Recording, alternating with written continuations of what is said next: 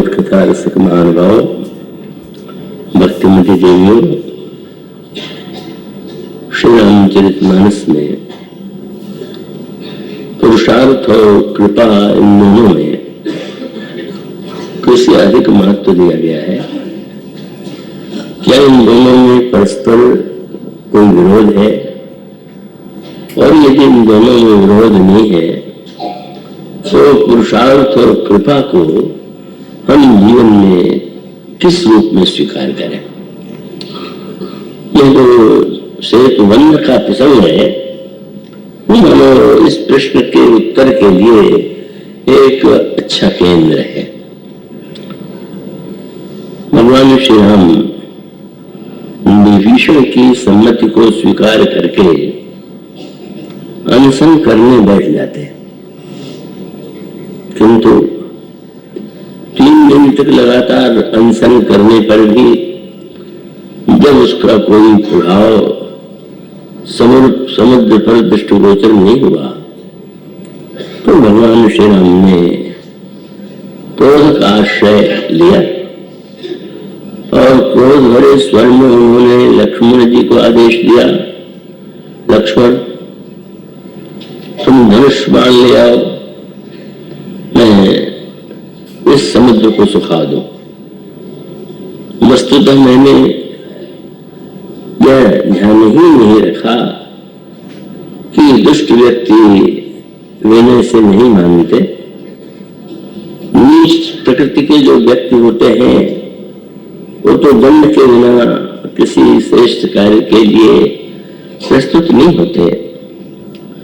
पर अब मैं यही सोचता हूं कि समुद्र को इस धृष्टता के लिए, अपराध के लिए दंड दिया जाना चाहिए और सुखा देना चाहिए। भगवान श्री राम की यह मुख मुद्रा देख करके लक्ष्मण जी अत्यंत प्रसन्न हुए। उन्हें ऐसा लगा कि जो मैंने कहा था वही प्रभु करने जा रहे हैं। लक्ष्मण जी ने कहा था कि वाण के द्वारा आप समुद्र को सुखा दीजिए, उसे प्रार्थना करना व्यर्थ है। या ये कहना कि दैव यदि अनुकूल होगा तो सफलता अवश्य मिलेगी, ये आपके श्रीमुख से शोभा नहीं देती ये भाषा। भगवान श्री राम ने जब धनुष और बाण मंगाया तो लक्ष्मण जी को ये लगा कि प्रभु मेरे मत को स्वीकार करके समुद्र को सुखा देंगे। तो प्रभु ने अभिनय तो इसी रूप में किया कि समुद्र को सुखाने जा रहे हैं, किंतु आगे के प्रसंग से स्पष्ट हो गया कि प्रभु ने एक अभिनय मात्र किया था। एक नाटक के अभिनेता के समान उन्होंने क्रोध को प्रदर्शित किया, लेकिन उसके पीछे जो उनका उद्देश्य था वो आगे चल करके संवाद में प्रकट होता है। अब यहाँ पर इस बात पर ध्यान दें, 3 दिन तक प्रभु ने मनाया और बाद में चौथे दिन उन्होंने यह समझ लिया कि समुद्र जो है, जानते तो ये पहले से थे, पर उन्होंने ये दिखाया कि विनय करने पर भी समुद्र पर कोई प्रभाव नहीं पड़ा। अब इसका तात्पर्य उसकी ओर आपका मैं ध्यान आकृष्ट करना चाहूंगा। भगवान श्री राम के चरित्र की सबसे बड़ी विलक्षणता है, विशेषता है कि बहुधा जैसे लोग कहा करते हैं समाज को बदल डालना चाहिए, व्यक्ति को परिवर्तित कर देना चाहिए, और इसके लिए अनेक लोग प्रयत्न करते हुए दिखाई देते हैं।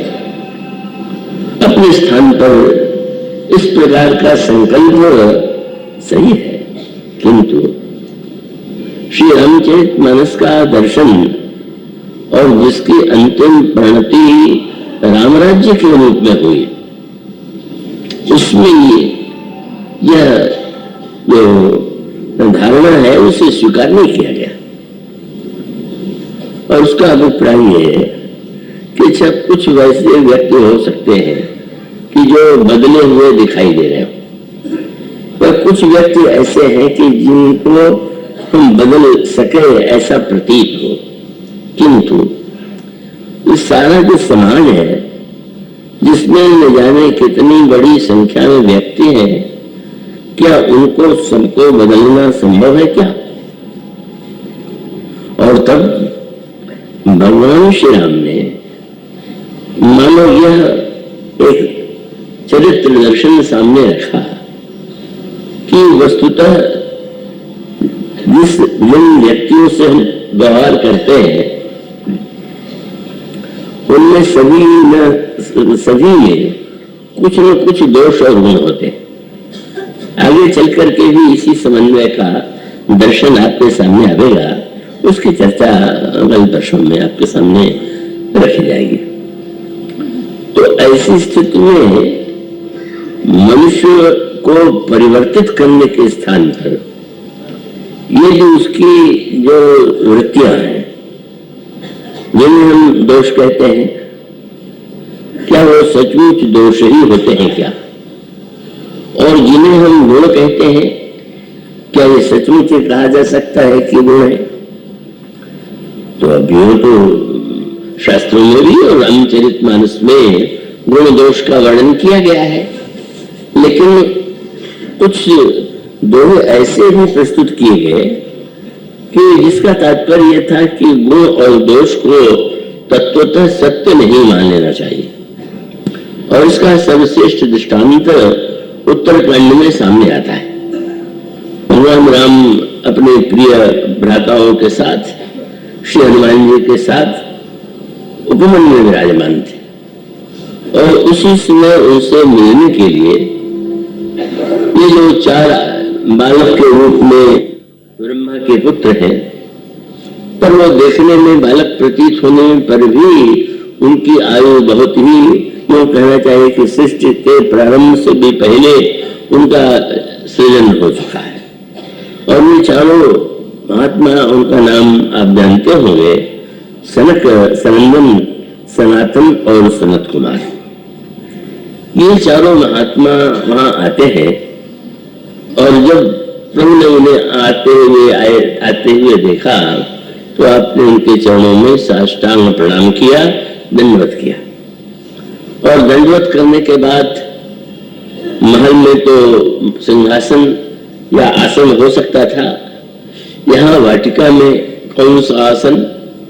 तो प्रभु ने अपना पीताम्बर, जिस पीताम्बर को वे ओढ़े हुए थे, उसी को बिछा दिया और बिछा करके उनसे निवेदन किया उन महात्माओं से कि आप इस पर विराजमान हो जाए। इस दृश्य को देख करके श्री भरत, श्री लक्ष्मण, शत्रुघ्न, श्री हनुमान जी सभी चकित थे कि इन महात्माओं के लिए प्रभु ने अपने पीताम्बर का आसन बना दिया। और उसके पश्चात जब उनसे वार्तालाप समाप्त हुआ और ये चारों जो दिव्य अलौकिक पुरुष हैं वहां से चले गए, तो उस समय एक दृश्य सामने आया। श्री भरत के मन में एक जिज्ञासा उत्पन्न हुई, एक प्रश्न आया कि जिन संतों को प्रभु इतना सम्मान देते हैं उनका क्या लक्षण है, उनकी क्या महिमा है कि स्वयं प्रभु ही उनको उठ करके दंडवत करें, अपना पीताम्बर बिछा दे। पर श्री भरत जी स्वभाव से ही बड़े संकोची है, उनका शील और स्वभाव ऐसा अनोखा है। और यूं कह सकते हैं कि रामचरितमानस में सर्वश्रेष्ठ शील का दर्शन यदि करें तो या तो श्री रामभद्र में है या श्री भरत में, पर दोनों की भी तुलना करें तो ऐसा लगता है कि श्री भरत का जो शील है वो तो प्रभु की अपेक्षा भी अधिक आगे, और उनमें संकोच की इतनी पराकाष्ठा प्रारंभ से ही रही। और जिसका निवेदन उन्होंने भगवान श्री राम से किया था चित्रकूट में कि प्रभु आपकी प्रशंसा सभी चारों ओर करते हैं और ये कहते हैं कि आप परम सुंदर हैं। प्रभु ने मुस्कुरा करके देखा, मेरी सुंदरता के विषय में तुमने सुना, ये क्यों कहते हो? तुमने मेरे निकट, मेरे छोटे भाई, तो तुमने तो मुझे देखा, तो देखने के बाद क्या तुम्हें यह लगता है कि मुझ में सौंदर्य है या सौंदर्य नहीं? सुभाष जी ने जो उत्तर दिया उनके शील संकोच का अनोखा दृष्टांत है। उन्होंने कहा, प्रभु सत्य तो ये है कि आपकी सुंदरता को कभी मैं देख ही नहीं पाया। क्यों? संकोच के मारे में आपकी ओर, मैं चरणों की ओर तो दर्शन, चरणों का दर्शन तो कर लेता था, पर संकोच के मारे में ऊपर दृष्टि उठा करके आपको नहीं देखता था। और इसका परिणाम ये हुआ कि जब ऊपर उठा करके मैंने देखा ही नहीं तो मुझे सुनने की ही बात कहनी पड़ी। वो भरत जी का जो वाक्य है वो आप पढ़ते हैं, जिसमें श्री भरत जी कहते हैं,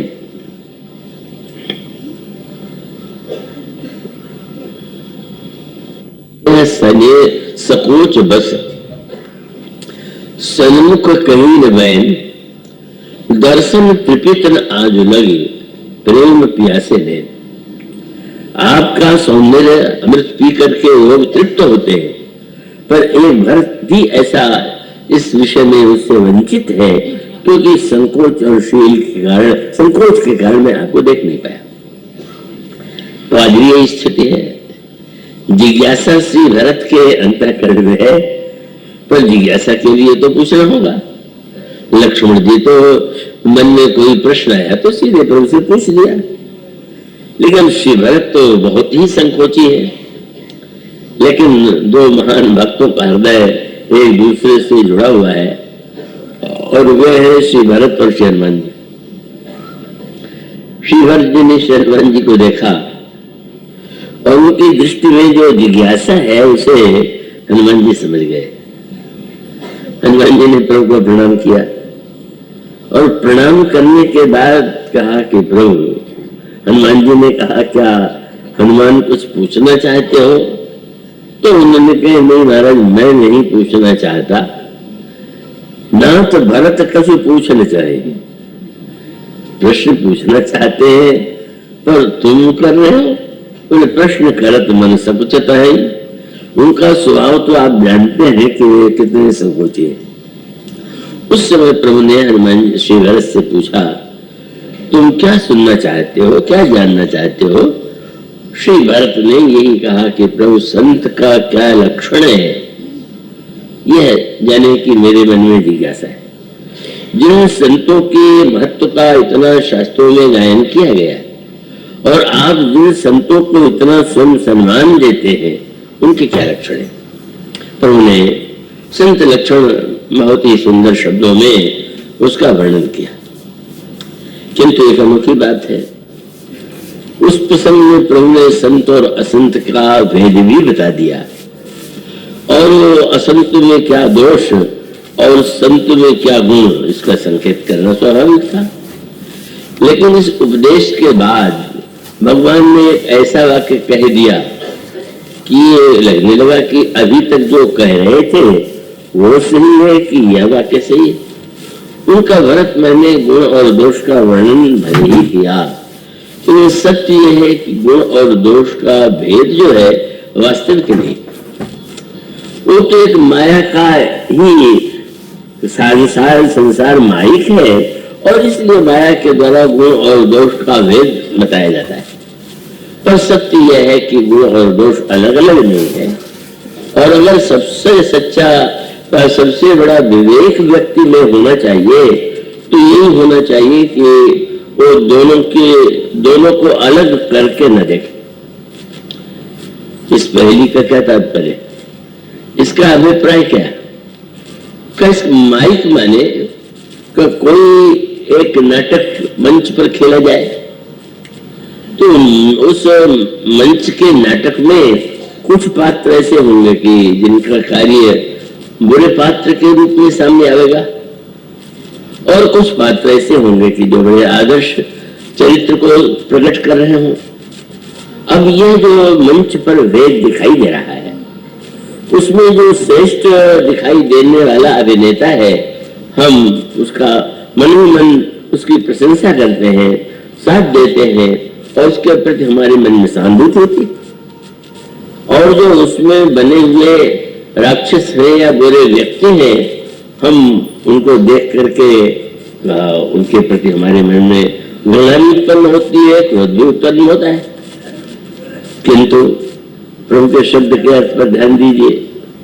प्रभु ने ये कहा कि यह जो नाटक के मंच पर दिखाई देने वाला दृश्य है, उसमें जो पात्र जैसा अभिनय कर रहे हैं, क्या अच्छे पात्र दिखाई देने वाले पात्र को आप अच्छा कहेंगे? और जो बुरे कार्य, बुरे अभिनय को सामने रखा, प्रस्तुत कर रहा है, क्या आप उसे बुरा कहेंगे? नहीं। पर्दा सामने है तब तक अच्छे और बुरे का भेद है, और पर्दा गिर जाने के पश्चात अच्छे और बुरे का भेद समाप्त हो गया। और यह पूछा जा सकता है, और इसका उत्तर भी है कि भगवान ने अगर असंत बुरे हैं या संसार में बुरे व्यक्ति भी हैं, तो उन्होंने बुरे व्यक्तियों को क्यों बनाया? बुरे व्यक्तियों को बनाते ही नहीं। तो भगवान का वहां भी तात्पर्य यह था कि बिना विभाजन के लिए तो नाटक होगा ही नहीं, और नाटक के लिए ये विभाजन तो अनिवार्य है। लेकिन उसके नाटक को देखने के बाद अगर कोई व्यक्ति सावधान होगा तो उन्हें अच्छा और बुरा नहीं मानेगा। ये नहीं कि जिन्हें अभिनेता के रूप में बहुत अच्छा संत या अच्छे श्रेष्ठ व्यक्ति के रूप में देखा, दूसरे दिन सड़क पर मिलने पर उनको दंडवत करने लग जाए। और ऐसा भी नहीं होगा कि जो राक्षस या बुरा व्यक्ति बना हुआ है सड़क पर मिलने पर उसकी पिटाई करने लगे,